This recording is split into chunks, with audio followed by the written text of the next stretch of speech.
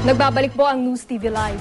Nagsasagawa ngayon ng press briefing ang Department of Foreign Affairs. Panoorin po natin ito. The illegal detention of 21 Filipino peacekeepers under the UN command in Golan Heights. The apprehension and illegal detention of the Filipino peacekeepers are gross violations of international law. The Filipino peacekeepers are operating under the UN flag. Accordingly, these Filipinos are international personnel, clothed with immunity and mantle of protection, similar to the diplomatic agents and personnel. These rights are inviolable and their transgression is punishable under international law. The Philippines is working very closely with the United Nations, the United States, United Kingdom, France, and Germany for the early and safe release of the Filipino peacekeepers. Just before noon today, Secretary Del Rosario talked with UN Secretary General Ban Ki-moon to express Philippine government's deep concern over the illegal detention of 21 Filipino peacekeepers in the Golan Heights.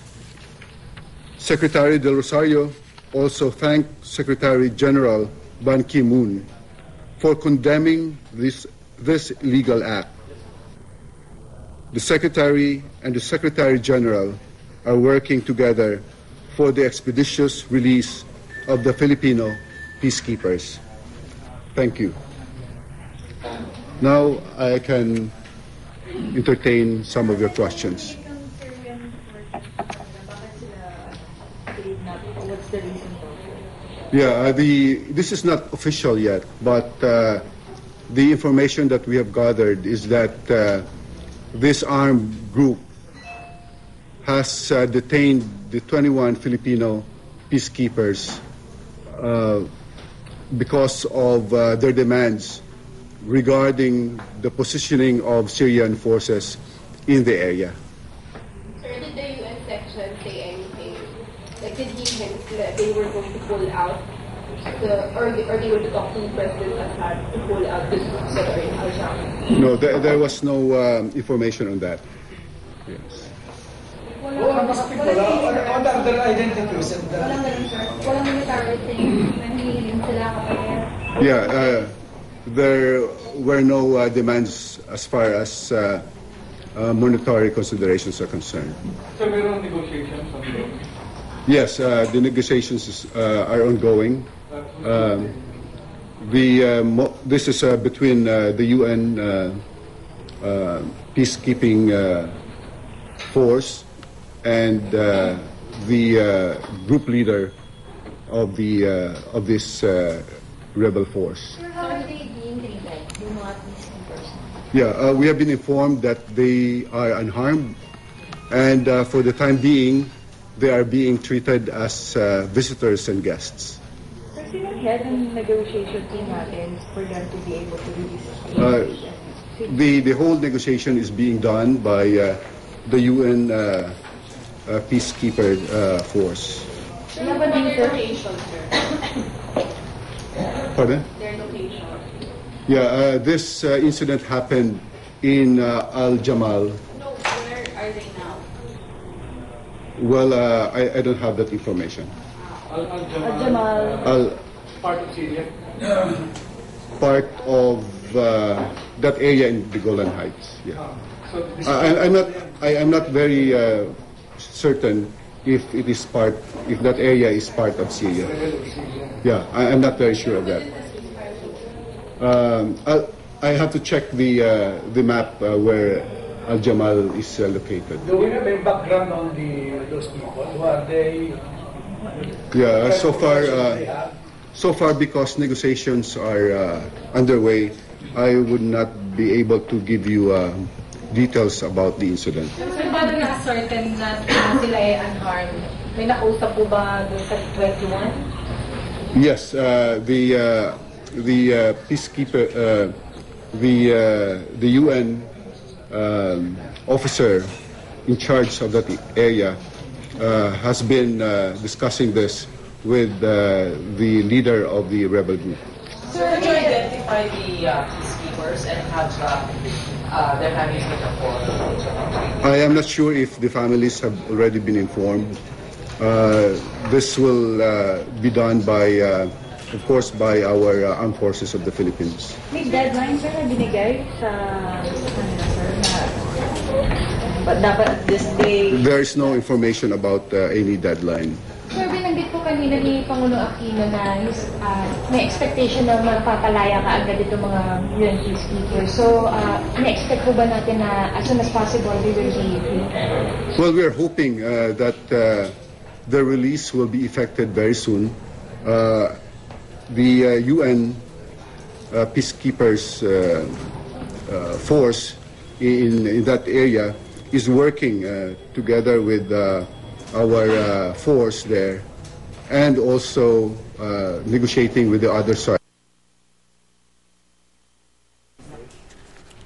At yan po ang press conference na nagaganap ngayon sa Department of Foreign Affairs sa pangunguna ng tagapagsalita nitong si Assistant Secretary Raul Hernandez.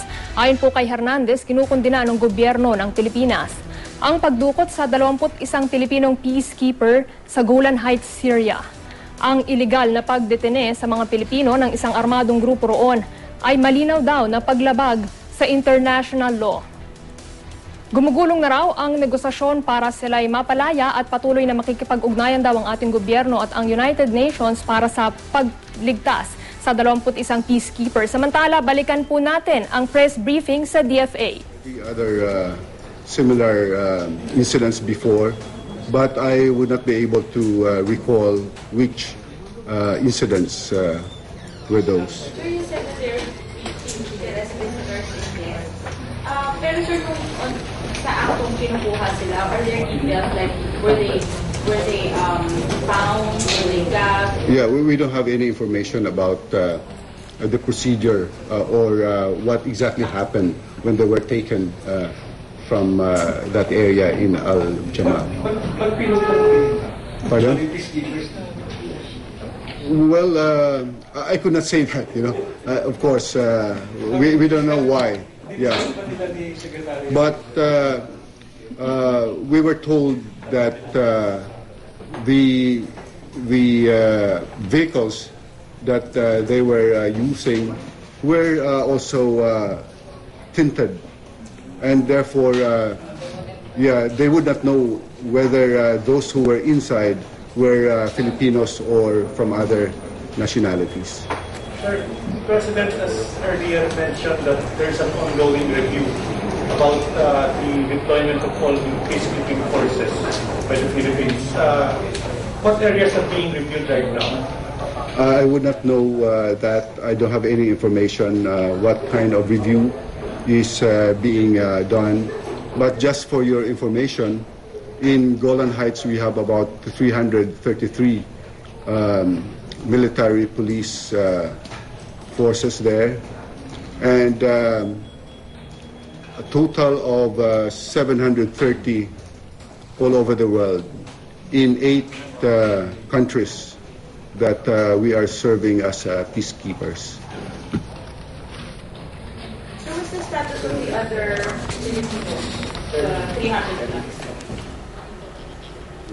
I think they're okay. At yan po ang nagaganap na press conference sa Department of Foreign Affairs. Ayon po sa DFA, hawak pa rin po ng mga rebelde sa Syria ang 21 Pilipinong peacekeeper ng UN na binihag ngayong araw. Kasalukuyan daw pong gumugulong ang negosasyon sa pagitan ng isang UN officer at ng pinuno ng mga Syrian rebels para po sa pagpapalaya ng 21 bihag na yan. Nagkaroon na raw po ng pag-uusap sa pagitan ni Foreign Affairs Secretary Albert Del Rosario at ni UN Secretary General Ban Ki-moon hinggil po sa bagay na yan, at nagkaroon daw po o nagkakasundo daw po ang DFA at UN na ang pagbihag daw po sa mga UN peacekeeper na Pilipino ay malinaw daw pong paglabag sa ating international law. Batay rin po sa ulat ng AFP ay nasa ligtas naman daw pong kalagayan ng ating mga kababayan na yan.